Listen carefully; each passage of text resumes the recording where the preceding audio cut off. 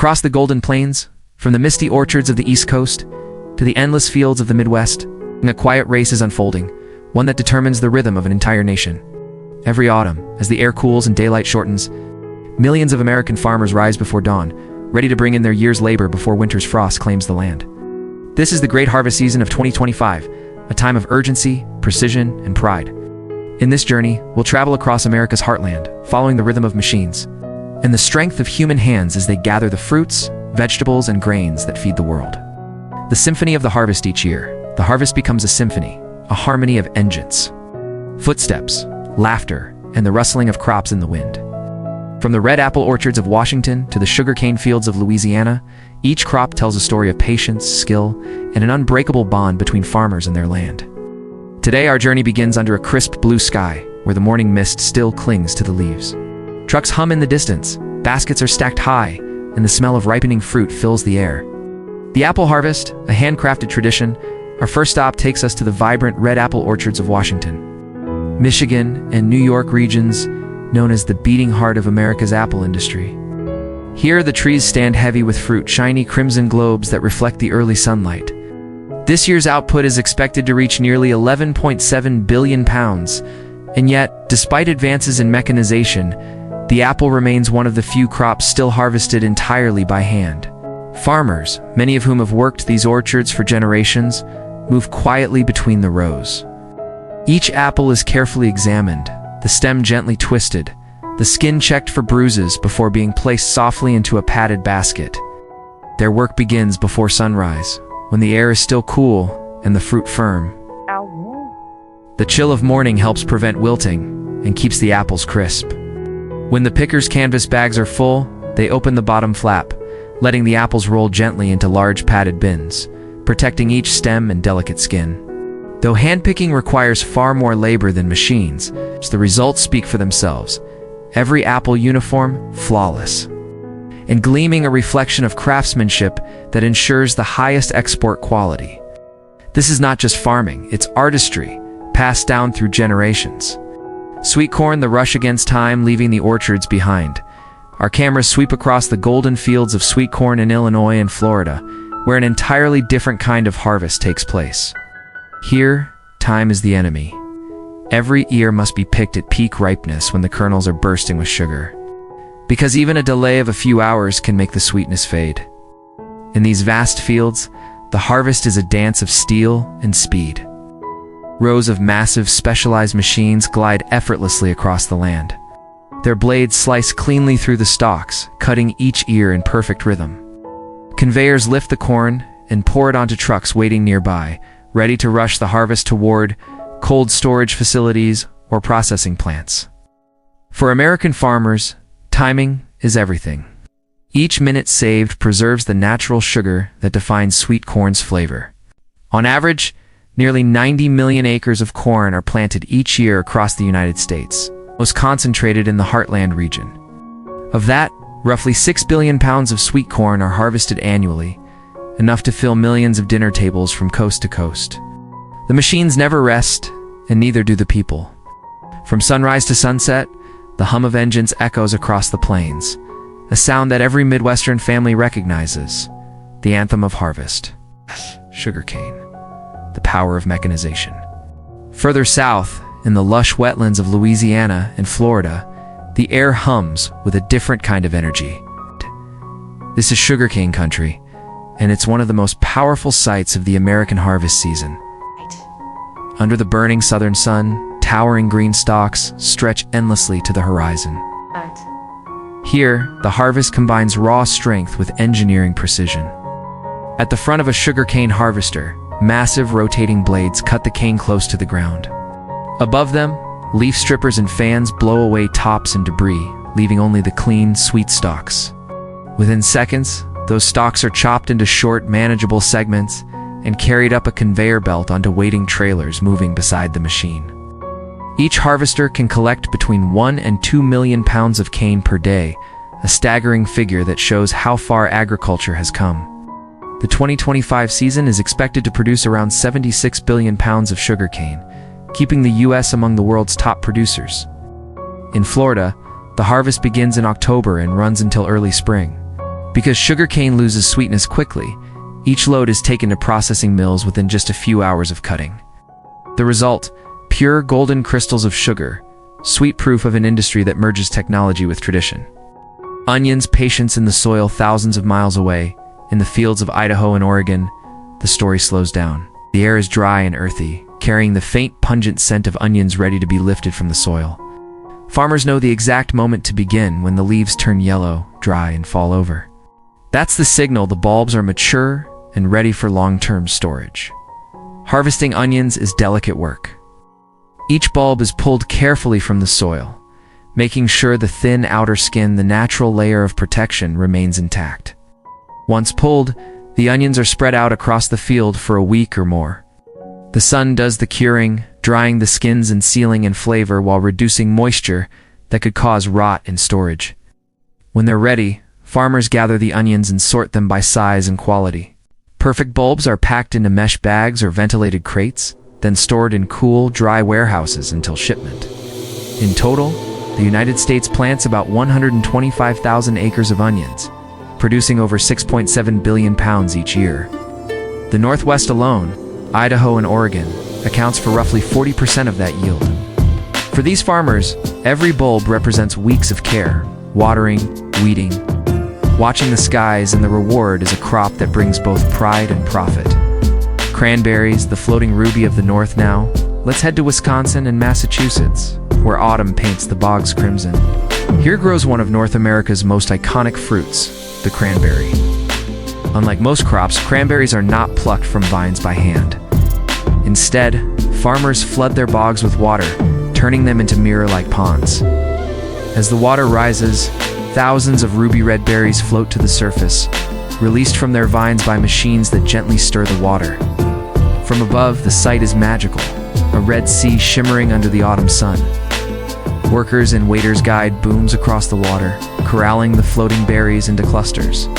Vacuum pumps then suck the fruit into trucks, headed straight for processing plants. This wet harvest method makes up nearly 90% of U.S. cranberry production, mainly for juices and preserves. The water cushions the fruit, preventing bruising and keeping it clean and uniform. In 2024, production reached 8.2 million barrels. In Wisconsin alone contributed 4.9 million, representing more than 60% of the national total.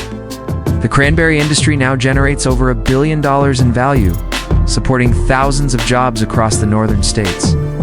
From these crimson waters, the journey of a cranberry begins, from bog to bottle, from field to festive table.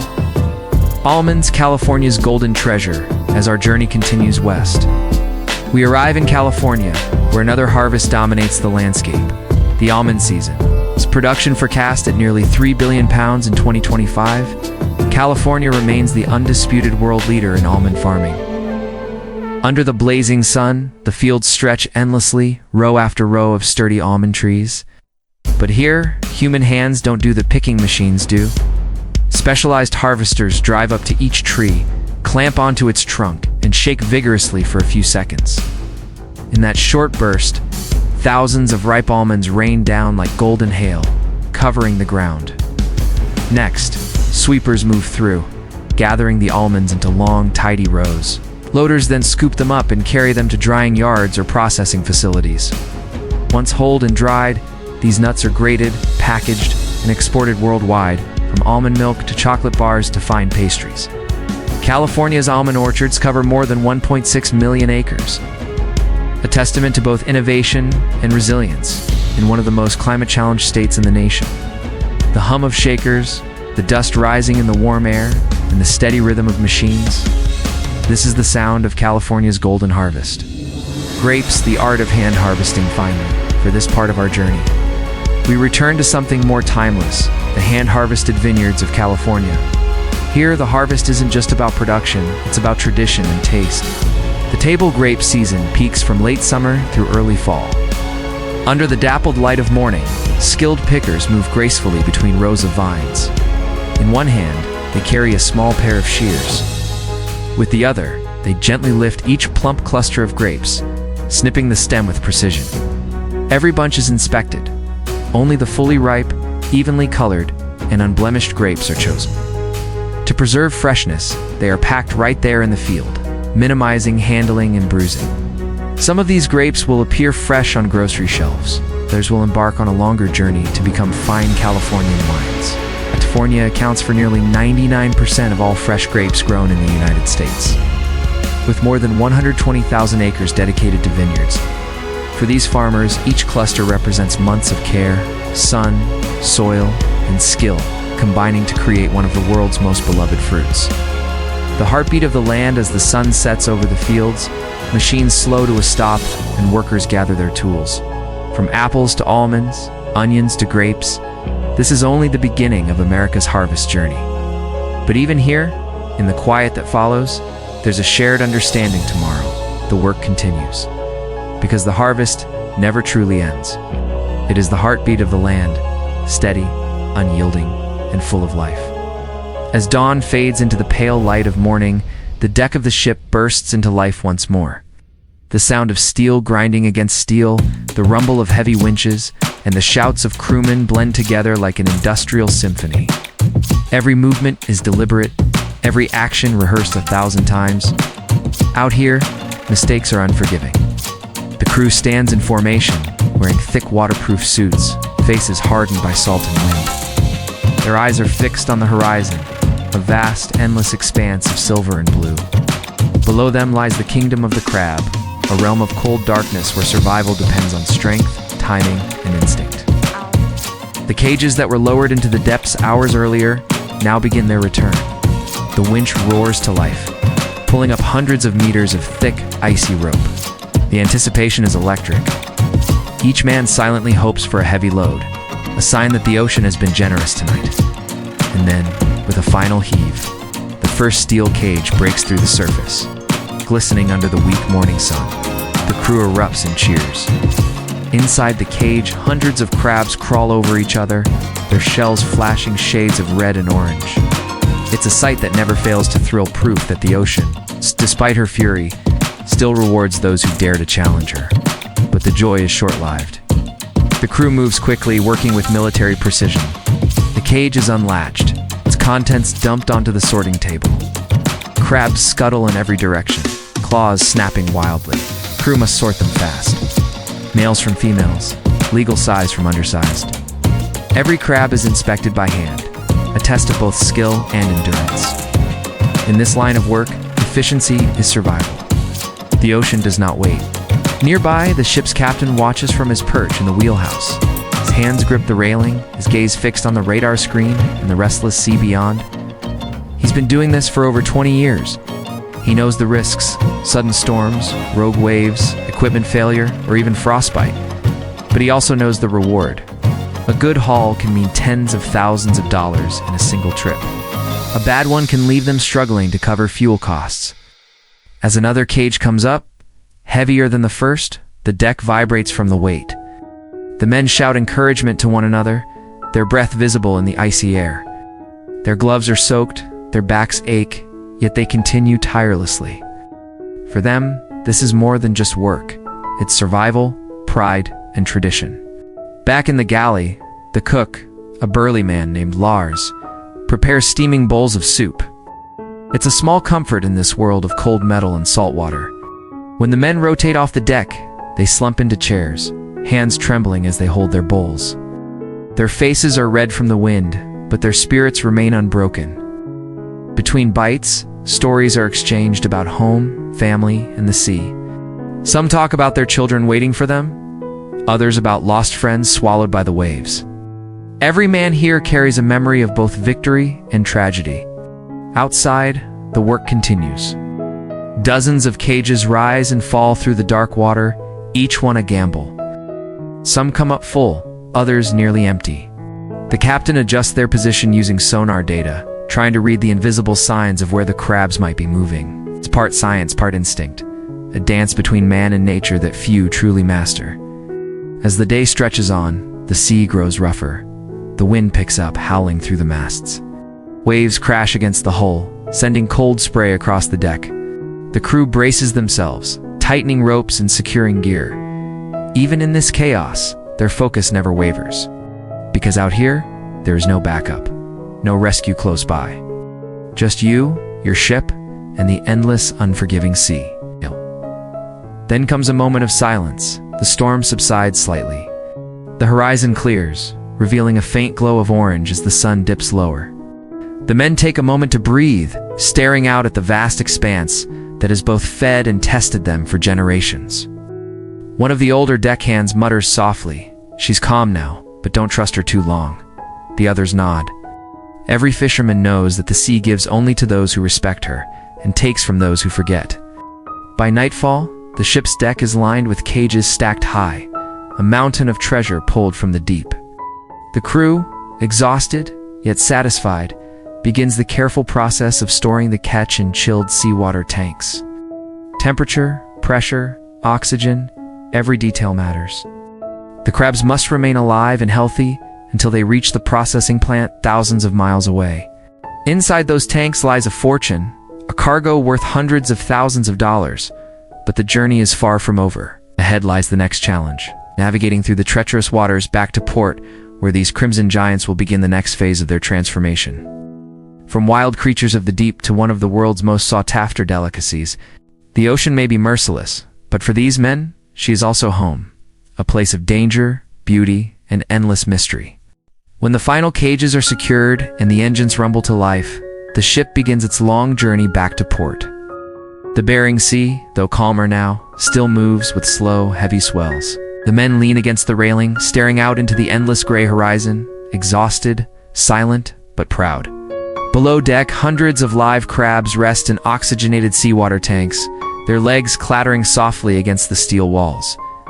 These creatures, pulled from the dark depths only hours ago, will soon begin a new journey, one that transforms them from wild predators into luxury cuisine fit for kings. As the vessel cuts through the waves, the captain plots a course toward Dutch Harbor, one of the busiest fishing ports in Alaska. It's a small community, but it serves as the beating heart of America's crab industry.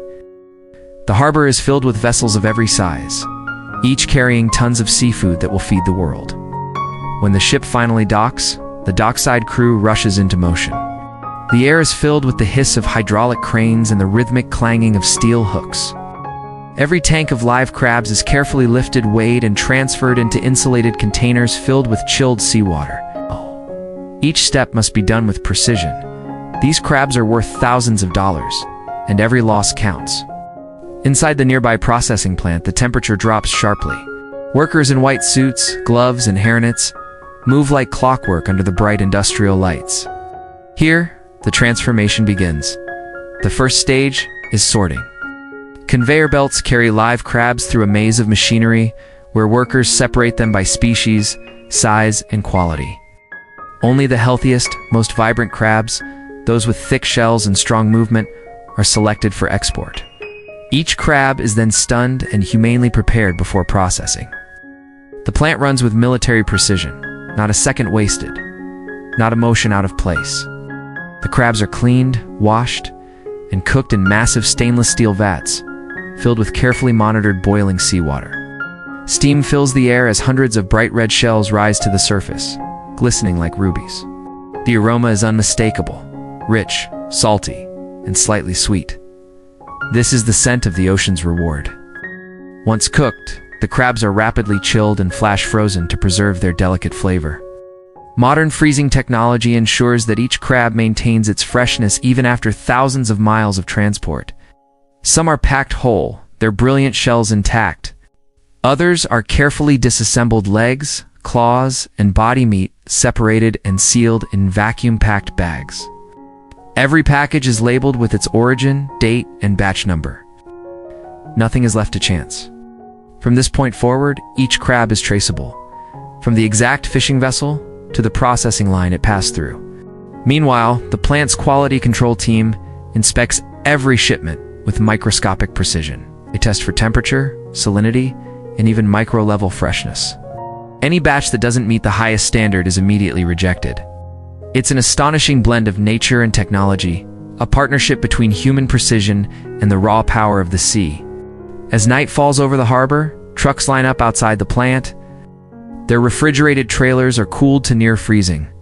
Workers load the frozen crates inside one by one. Some will head to fine dining restaurants in New York, Los Angeles, or Tokyo. Others will be flown to luxury hotels in Paris, Seoul, or Singapore. By the time the sun rises again, these crabs, once crawling across the seafloor hundreds of meters below, will be crossing oceans and continents, destined for the world's finest tables. In a five-star restaurant, a chef gently cracks open a leg of king crab. The delicate white meat glistens under the soft kitchen light.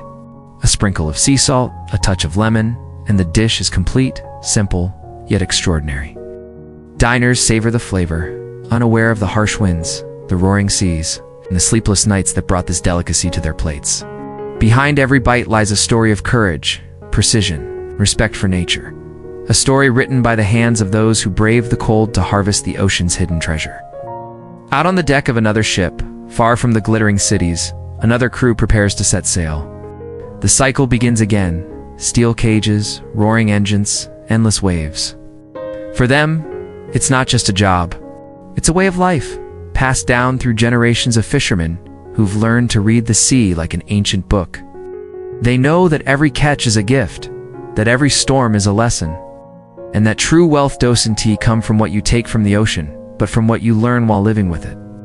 As the stars shimmer over the dark northern waters, the men look out once more, whispering a silent prayer of gratitude to the sea. For tomorrow, they will return to the deep, chasing not just crabs, but the eternal bond between man and the wild, untamed heart of the ocean. Narrator's closing words. And so, from the frozen depths of the Bering Sea to the gleaming tables of luxury restaurants, the journey of the king crab is complete. It's a story of danger and devotion, of men and nature intertwined, a reminder that every delicacy carries within it a world unseen. A price paid not only in money, but in sweat, courage, and the unbreakable will of those who live by the sea.